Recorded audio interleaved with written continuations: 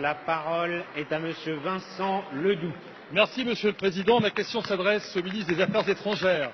Que compte faire concrètement la France au Conseil de sécurité de l'ONU pour contribuer activement à une solution durable de retour à la paix civile en République démocratique du Congo? Car la situation subie aujourd'hui par le peuple congolais est terrible. Aujourd'hui, il ne s'agit plus seulement de dénoncer, mais d'agir. De quoi s'agit-il?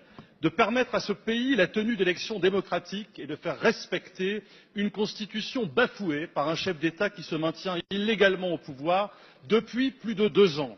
De faire advenir un État qui protège son peuple plutôt que de le museler, l'emprisonner ou l'assassiner.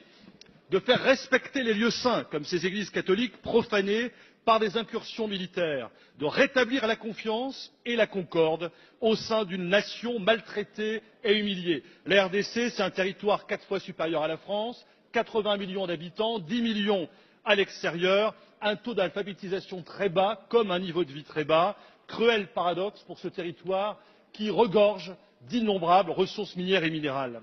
Face à cette maltraitance d'État, la France, avec les Nations unies et l'Union africaine, doivent protéger ce peuple vulnérable et faire raison à ses droits, une gouvernance démocratique, des élections libres, une économie inclusive. Au moment où nous réfléchissons sur l'asile et l'immigration, il serait bon de régler au plus vite cette situation qui, si elle devait malheureusement perdurer, déstabiliserait cette partie de la région des Grands Lacs et renforcerait de ce fait les flux massifs de migration vers l'Europe et la France.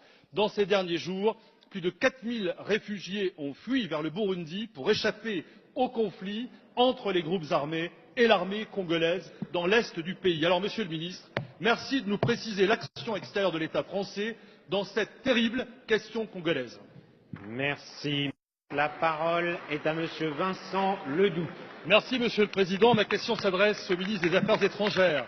Que compte faire concrètement la France au Conseil de sécurité de l'ONU pour contribuer activement à une solution durable de retour à la paix civile en République démocratique du Congo? Car la situation subie aujourd'hui par le peuple congolais est terrible. Aujourd'hui, il ne s'agit plus seulement de dénoncer, mais d'agir. De quoi s'agit-il? De permettre à ce pays la tenue d'élections démocratiques et de faire respecter une constitution bafouée par un chef d'État qui se maintient illégalement au pouvoir depuis plus de 2 ans. De faire advenir un État qui protège son peuple plutôt que de le museler, l'emprisonner ou l'assassiner. De faire respecter les lieux saints, comme ces églises catholiques profanées par des incursions militaires, de rétablir la confiance et la concorde au sein d'une nation maltraitée et humiliée. La RDC, c'est un territoire 4 fois supérieur à la France, 80 millions d'habitants, 10 millions à l'extérieur, un taux d'alphabétisation très bas, comme un niveau de vie très bas. Cruel paradoxe pour ce territoire qui regorge d'innombrables ressources minières et minérales.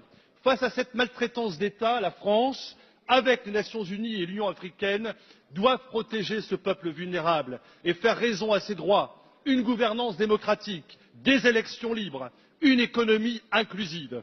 Au moment où nous réfléchissons sur l'asile et l'immigration, il serait bon de régler au plus vite cette situation qui, si elle devait malheureusement perdurer, déstabiliserait cette partie de la région des Grands Lacs et renforcerait de ce fait les flux massifs de migration vers l'Europe et la France.